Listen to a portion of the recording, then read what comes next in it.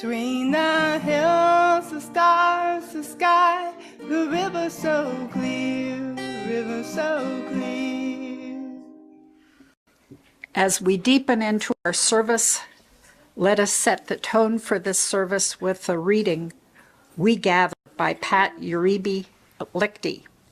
We gather to find new ways of loving, new ways of thinking, new ways of being. We gather. Yes, always we gather, for it is in gathering that we find our hope. We join Unitarian Universalists all over the world in lighting our chalice. Janelle has offered to come forward to light our chalice, which is the symbol of the spark of life in each of us. If you are on Zoom this morning and have your chalice with you, I invite you to turn on your video to share it while we light them. We are in good company. Our chalice lighting words this morning are entitled Hope as an Act of Resistance by Michelle Collins. In times when despair feels reasonable and cynicism seems wise, we gather to practice radical hope, not passive waiting, but active defiance against forces that would diminish our humanity. Together we choose hope as resistance, imagination as rebellion, and love as our most revolutionary act. Come, let us worship together. Our program this morning is Dennis Neumann, who is going to be talking to us about the Snow Country Prison, the Japanese American Internment Memorial out at United Tribes. Dennis is here with his wife, and who is well, first of all, Dennis was born and educated here in Bismarck. He's an NDSU graduate. He worked in local media in the 70s and 80s and managed the startup of a tribal radio station, KLND, at Standing Rock. For the past 23 years, he's been at United Tribes Technical College as Public Information Director and now serves as the archivist in the college library here at United Tribes. He said he's semi-retired, but all of us know that semi-retirement doesn't really mean you sit around and do nothing at home. In November, Dennis and his wife Joni, who is an enrolled citizen of Standing Rock, celebrated 47 winters together. So Dennis, come up and tell us about the Snow Country Prison, please. Bring you greetings from United Tribes Technical College, President McDonald and the staff at the college have completed a project that began probably 20 years ago, 25 years ago almost. This Snow Country Prison memorial that's on the campus at the college. The time that it took to create this began during the presidency of David M. Gipp, who was a Standing Rock enrolled member and was the president of United Tribes for 37 years. And I worked for David a good number of those years. He took a keen interest in how people were treated all over. Many of you may know what an activist he was, and a person who had a keen instinct for injustice. And when he received visits in the 1980s from Japanese men who came out to United Tribes asking if they could tour around the campus to see how it had changed since they were there during World War II, he immediately saw a parallel between the experience that Native American people have had in the past with how the government treated Japanese Americans during World War II. And one of those people who showed up there was Satsuki Ina, and her father had been incarcerated at Fort Lincoln internment camp during 1942 to 1946. He was a young man when he was sent there, and I want to today try to connect how the larger Japanese internment, the internment of over 125,000 men, women, and children, relates to what occurred out at Bismarck's Fort Lincoln. It is Bismarck's Fort Lincoln. Custer was not there. Not to be confused with the one that's on the west side of the river. If you haven't been out that way, it's just south of Bismarck Airport. And this scene that we see here is the scene of, go back one if you would, is the dedication of the Snow Country Prison Memorial back in September, 5 months ago on the 5th of September. We had about 200 people came to visit us at that time and be a part of the dedication. Several who are with us here, Pat and Mike and maybe some others, have seen the Internment Memorial, which is situated between two wings in a courtyard of one of the buildings there that is our education building. And in that crowd, there were 80 Japanese pilgrims. They call themselves pilgrims as they have made these pilgrimage visits to internment sites for many years, other sites across the country. And I'll show you what the map looks like for that. And so these are people who've come to see how their family members, relatives, ancestors were treated when they were in Bismarck, North Dakota during World War II. As you may know, United Tribes has had stewardship of the site since it arrived there in 1969. So United Tribes is something along 50 to 55 years as the stewards of this historic site. If we look a little bit closer at the far side, there is a wall over there. One of the features, the main feature of the memorial itself, is a wall that contains the names of 1,921 Japanese Americans who were locked up at Fort Lincoln internment camp during that period of 1941 to 1946. Their names are engraved on slate tiles, and you can see them in the lower part of that picture. Those slate tiles were originally shingles that were on the roofs of Fort Lincoln buildings when that building was built, and the others were built in and around 1900, 1906.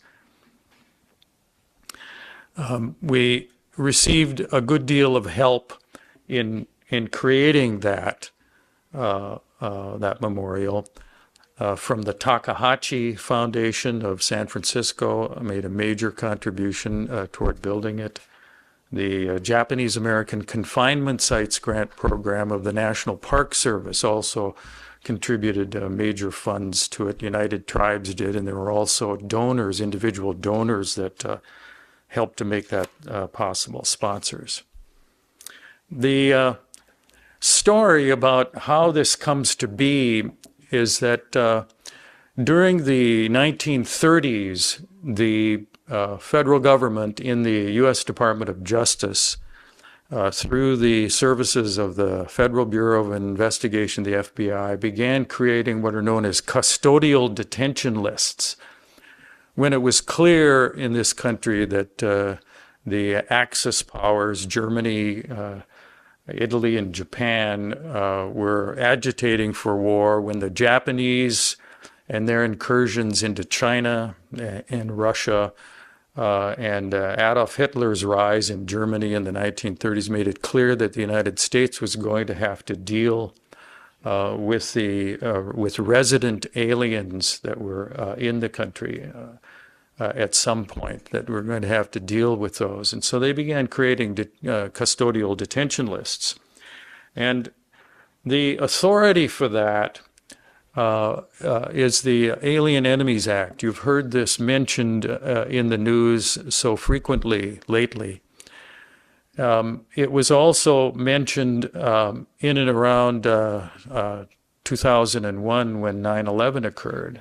And that's when this interest at United Tribes became clear that there was a story to tell about this sort of thing having happened before, that the government taking and using the Alien Enemies Act and other parts of the administration's authorities and detaining people or certain types of people based on race. United Tribes and David Gipp and some of the rest of us formed a coalition with Japanese internee survivors and family members, and one of those was Satsuki Ina, whose father was interned at Fort Lincoln. He had actually provided the name that we used for a series of gatherings that were held, one in 2003 called the Snow Country Prison Traveling Exhibit that was put together by the North Dakota Museum of Art by Laurel Reuter. You may know, some of you may know Laurel and her interest in this. And other partners in that project were some people at the State Historical Society as well, Marilyn Snyder, Dr. Marilyn Snyder, and Scott Schaffnet. So developing this narrative to try to bring into the common discussion what had occurred during World War II became a goal. And that is because Native people had this affinity with this subject matter. They had this affinity with what David Gipp called the parallel track of oppression and confinement that certain people have been treated to in this country. And so, go back a slide, please. So the story goes further than the Alien Enemies Act. On the West Coast, it took an executive order from the President of the United States, then Franklin Roosevelt, Executive Order 9066, to create what became the mass removal of Japanese Americans, anybody who was of Japanese racial ethnicity from the West Coast. That began in 1942. It was about this time of the year. It actually happened in February, in latter February 1942, when that executive order was issued. And given that the Alien Enemies Act allowed for the government to apprehend, restrain, and secure and remove non-U.S. citizens, that is, Japanese nationals, German nationals, and Italian nationals, and hold them, the Executive Order 9066 went far beyond that. It went beyond that to collect up all people of Japanese racial background. And that order was developed by the military. It was developed by the Western Defense Command. If you bring that slide back up again, the Western Defense Command was the initiating group for that. Now, I don't know how many of you listen to podcasts, but if you've had the opportunity to listen to the Rachel Maddow podcast called Burn Order, she develops this line and explains exactly how the military ignored all of the evidence to the contrary that Japanese citizens, either nationals or naturalized, birthright Japanese citizens, had no threat to the government whatsoever. And there was no evidence that there was any espionage, terrorism, or sabotage that would occur from Japanese people who were living in the United States. They were loyal U.S. citizens. So what happens is that more than 125,000 individuals of Japanese ancestry are removed from the western part of the West Coast. There is an exclusion line that the military draws down the West Coast from Oregon through Washington, California, and down into Arizona. And on this image, you see that there are a bunch of little dots in there. The triangular ones are 10 large war relocation authority camps called prison camps by the Japanese, into which these families are moved. And it is Japanese nationals, or generally speaking, older people, and their sons and daughters who are U.S. citizens, birthright citizens. They're briefly held in assembly centers, some of which are fairgrounds in communities, most of which are in horse tracks, and they're kept in horse stalls in miserable conditions for several months before they're moved into the War Relocation Authority camps, such as Manzanar. You've probably heard that one referenced before in Southern California. The nearest one to us here in North Dakota is in Wyoming. It is called Heart Mountain. There were 18,000 people that were in Heart Mountain. It's on a desolate plain just near the mountains between Powell and Cody, Wyoming.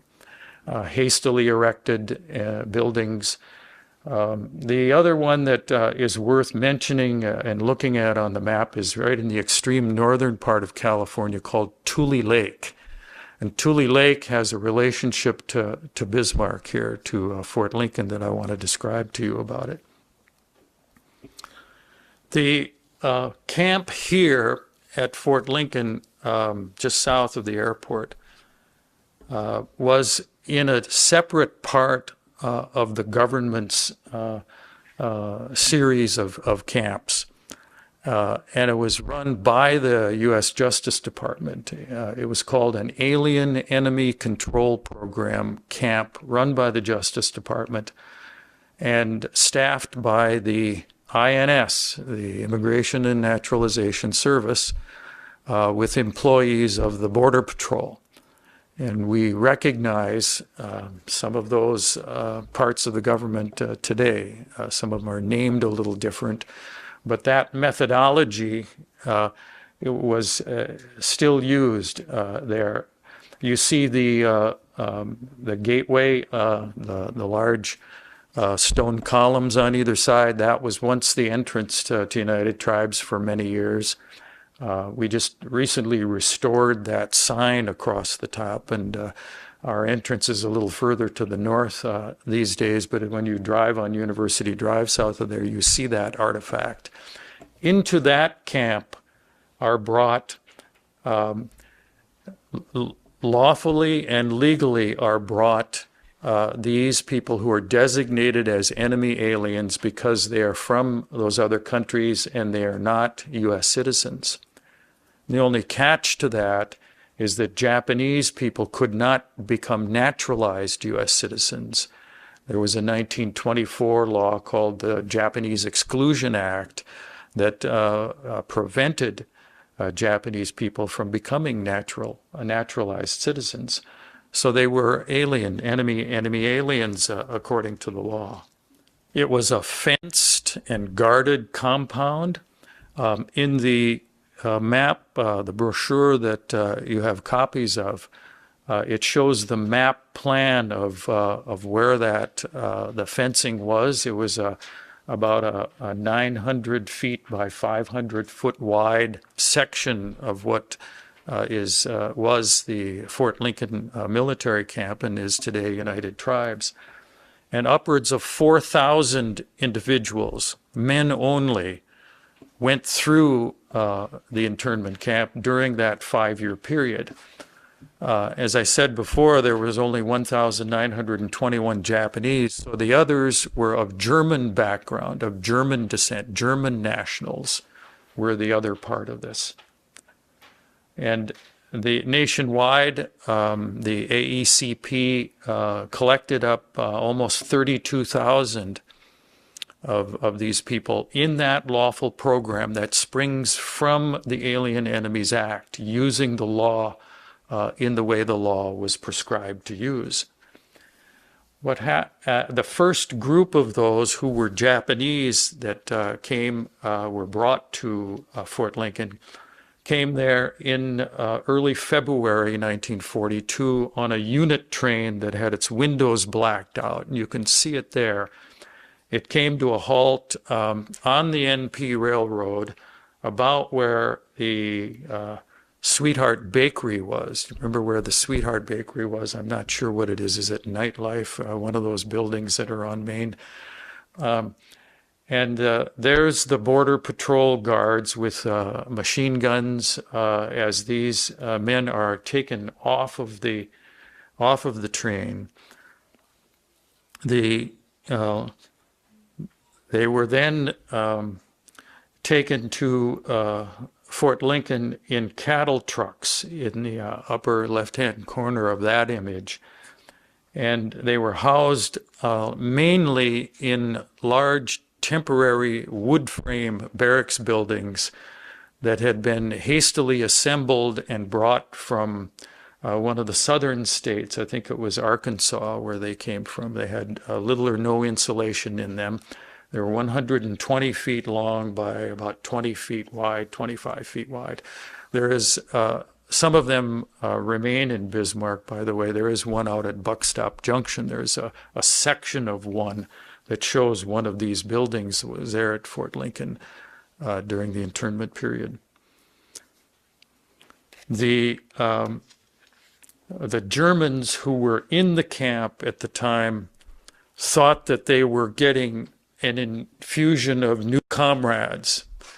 In the camp newsletter called the Bismarck Echo, and the Bismarck in Bismarck Echo was the Iron Chancellor Otto von Bismarck and not the city of Bismarck, because his picture was on the front of the newsletter. They were elated that they were going to get a visit from their Japanischer Kameraden is how they pronounced it, their Japanischer Kameraden. And so they found somebody among the midst that was going to issue a welcome to these men who were. And so who these men were, if you go back to that slide. So who these men were Issei Japanese. They were older Japanese. They were from the, most of them, many of them were from the San Pedro, Los Angeles harbor area, and they were fishermen. And they were community leaders, and they were men whose identities had been collected up by the FBI in those custodial detention plans in the early 1930s. And so they were swept away and detained, arrested, and held, and then eventually put on this train car and sent to these various AECP camps around the country, this group having been sent to the one at Fort Lincoln. Might say that the weather at this time of the year was not another welcome thing for them. I look back at the records of the temperatures, and these days were more like last week, 20 below zero, when these people from Southern California arrived here. So the Fort Lincoln camp was ostensibly a legal use and a legal outcome of the Alien Enemies Act when it was used in the way that I've just described, when those who were non-U.S. citizens were swept up by the government. But that didn't stay that way at Fort Lincoln, and it didn't stay that way because the second group of Japanese who were brought there, this group of young men, here they are pictured in one of the barracks buildings, the big buildings that could well have been the education building where the dedication took place. These young men were second generation, which in Japanese they refer to as Nisei. And so the Nisei young men are birthright citizens. And this part of the sweeping up and collecting up by race a certain people from all across the country, the government is aware of. They are aware that within the Department of Justice, that this is a non-legal operation that has taken place. And these young men came from the Tule Lake camp in Northern California. They had been in camps, in some of the camps since 1942. They'd been in the camps 3 years. And you can imagine that U.S. citizens, people who know their U.S. citizenship, are going to object to that. And so they peacefully resisted and objected to their incarceration, their illegal incarceration, without due process, without trials, without any sort of representation by counsel or anything like that. They resisted.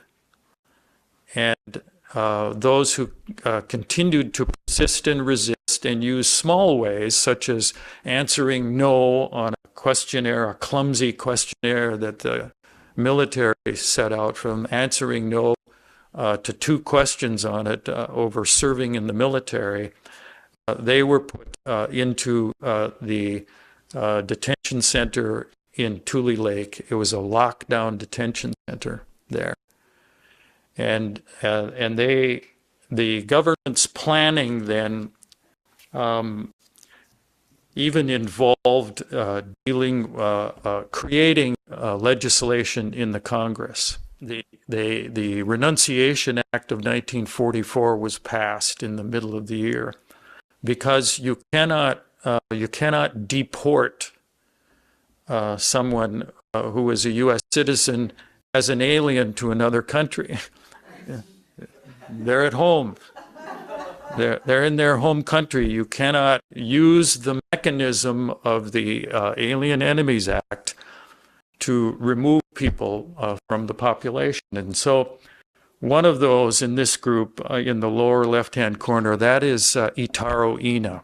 That's Satsuki Ina's father. And as I mentioned earlier, he wrote haiku poetry, and as I mentioned, he coined the phrase snow country prison. He was there in 1945 to 1946, and he wrote a haiku that said, the war is over and I am still in the snow country prison. And so that phrase is what has been used. Satsuki herself is in the upper right-hand corner there. She was born in the Tule Lake detention center. There was an area of the detention center where families were also. She has written a book called The Poet and the Silk Girl, and it details how her parents were brought up, how they were caught up in this, and how they were pressured and eventually renounced their citizenship and became victims of this government duress that the government was attempting to do to get rid of these so-called troublemakers. Let me read just a small portion from her book about the Renunciation Act. She says, the Renunciation Act of 1944 was essentially a mass denationalization plan to be rid of dissident troublemakers. But in its provision, the law required that such renunciation must be made on a voluntary basis. Tule Lake prisoners were manipulated into experiencing a false sense of self-efficacy when informed that they could apply. They could apply to give up their U.S. citizenship in order to repatriate to Japan. But voluntary repatriation implied the prisoners were returning to their country of origin, though many of the Nisei renunciants never had been to Japan, and it was because it was voluntary. The prisoners, including the parents, believed they could change their minds if they decided to stay. So those people who are called renunciants were nudged along into this, coaxed into this, and pressured into this, into renouncing citizenship. There were some 5,000 of them that did that. And those 750 or so that were sent from Tule Lake to Fort Lincoln out here were on their way in this process to being deported. And because they had essentially renounced their citizenship. This was the government's reaction to it, the Congress. The climate in the country was, the same. The vitriol that was in the media, you know that now from the current state of affairs, but that existed in the newspapers and in the print press at that time also. Another of our friends of United Tribes, including Satsuki, another is Barbara Takei, and she has written a book about Tule Lake Revisited. And in that one, she points out that it wasn't very long at all before the renunciants, the ones who had rejected their U.S. citizenship out of just feeling that they had been betrayed by the country and stripped of their citizenship, that they had changed their minds about it. They realized that it was a mistake to do that because it was walking right into the sort of extemporaneous planning that the government was doing. In this case, the Congress was doing with the help of the DOJ. And so, the other response was lawsuits. And in the Rachel Maddow podcast, she details several of the legal cases that took place when people were swept up off the streets on the West Coast. The one that relates to the renunciants primarily was a class action lawsuit that was followed up by the attorney Wayne Collins. And in one of the decisions, all of the decisions, or most all of these decisions in the court cases come well after World War II, and people who have lost their possessions and their belongings and their homes and are trying to rebuild their lives. Some of those people seeking justice, finally it plays out. One judge in the Abo case in 1948 wrote this, said that he attributed the renunciations to duress caused by the government's failure to prevent coercion in the camps.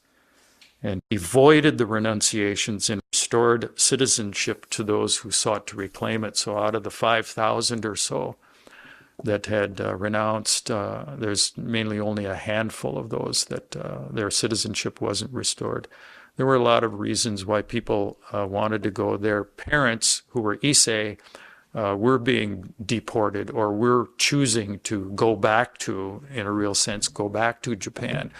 And they didn't want the families to be separated, and so some of the children who were Nisei went along with them.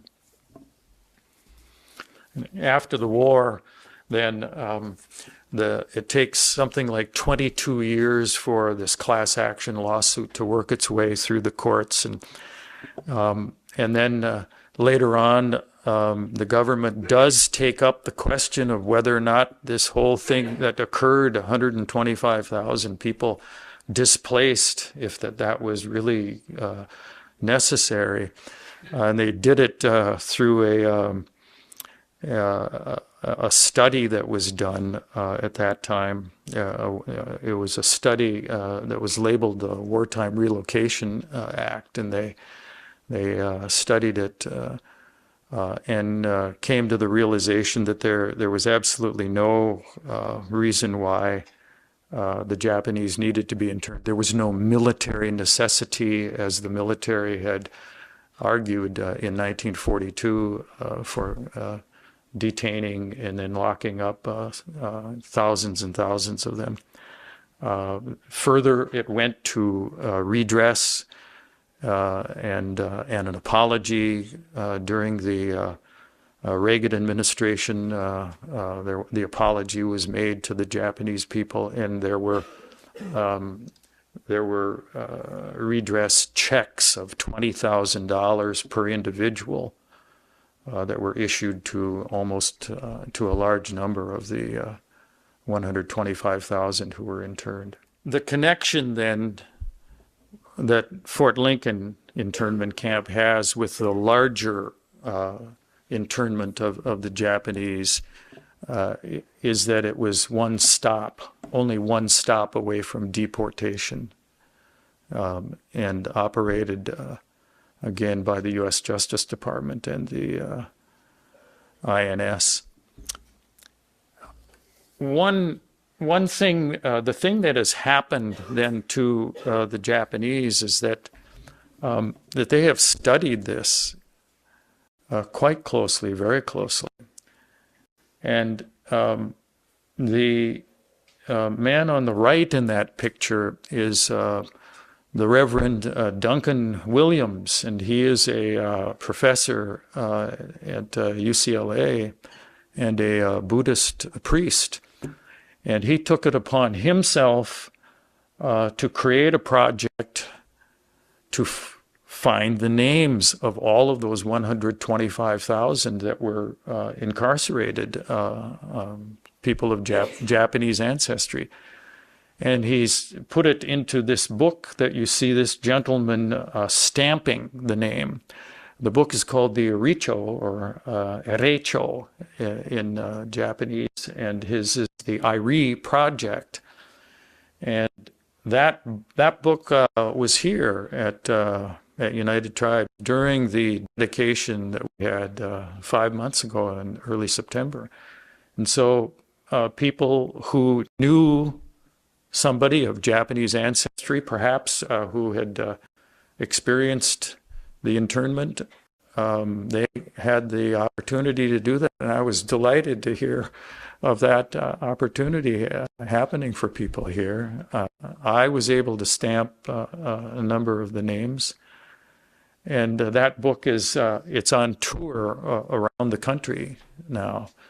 The goal that Duncan Williams has for it is to have somebody witness by stamping those names, witness that for all 125,000. Now, there's a lot of blank spaces in the book that I saw. And so when all of the internee survivors, family members have had a chance and are gone, there's some people who have no family left. The public is welcome to do that, to be able to stamp that when it's on tour, and also when it's at the Japanese National Museum in Los Angeles, where it's on display. So some of you have had a chance to see the memorial in its form now. We were visiting, and it looks most interesting, we think, at night when it's lit up in the courtyard there. It's open, it's on the back side of the education building, and you're all invited to cruise through United Tribes and stop and wander through when the weather gets nicer later this week, and when things are warmer. And you'll see there, excuse me, you'll see the slates with the names on, and and some of you will recognize the tsuru that are there, the paper cranes. These are placed there by these were there during the dedication program, placed by the names of people's relatives. That crease that you see going through it is the design style is a Japanese thing called kintsugi.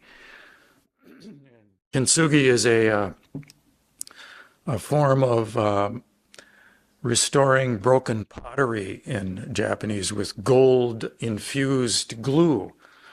And it's a fascinating thing. And the designers of the memorial for us were from the company MASS, Model of Architecture Serving Society. It's an association, a worldwide association of people that do memorialization projects all over. They're the ones who did the Memorial for Peace and Justice in Montgomery, Alabama, the so-called hanging memorial.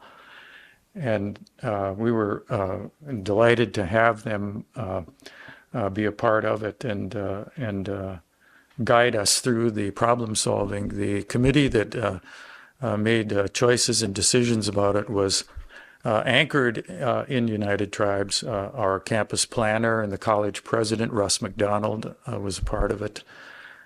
And also a handful of our Japanese advisors, including Satsuki Ina and Barbara Takei, and Brian Nia, who was with Densho. And I've listed out some resources here that you might follow up with, and if the interest is there. The Poet and the Silk Girl is Satsuki's book. Tule Lake Revisited is Barbara's book. Enemies is a book by John Kriskow, and primarily focuses on the German experience, although there are some Japanese entries in his book, Enemies. Densho is a wonderful source. It's an online source for the history of the internment. It has a lot of oral history, video, and audio interviews. And then I think there's a link there to Tesoro for Solidarity, and that is a group that Satsuki Ina has created. She's the co-founder of that.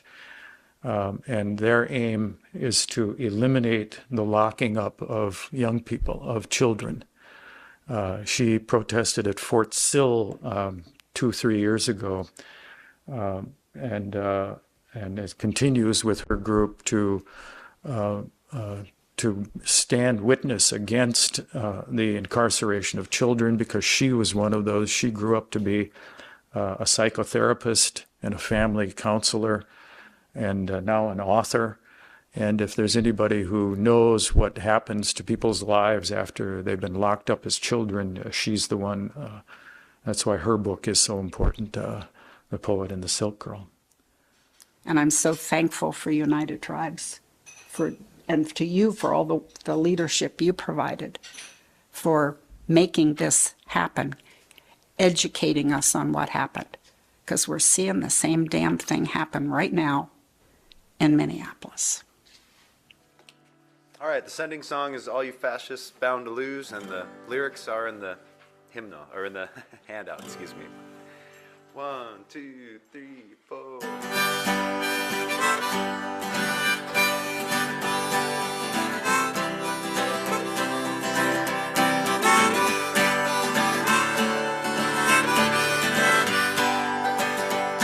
I'm gonna tell you fascists, you may be surprised. People in this world are getting organized. You're bound to lose, you fascists, bound to lose. All you fascists, bound to lose.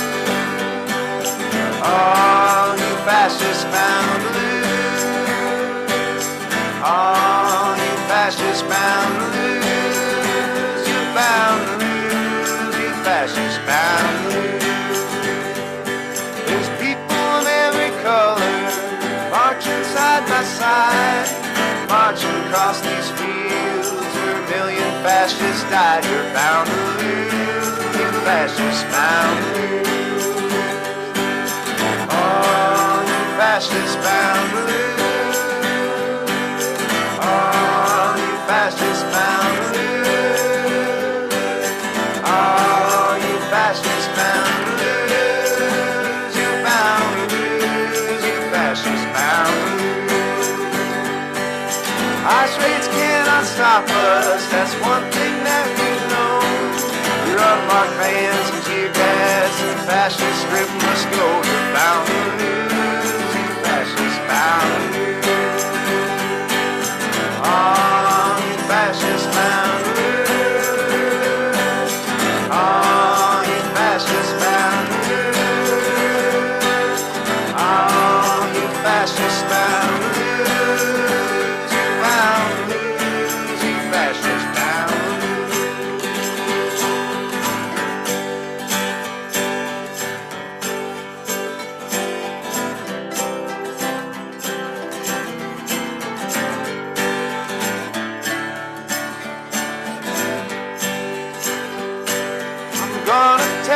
Fascists, you may be surprised. People in this world are getting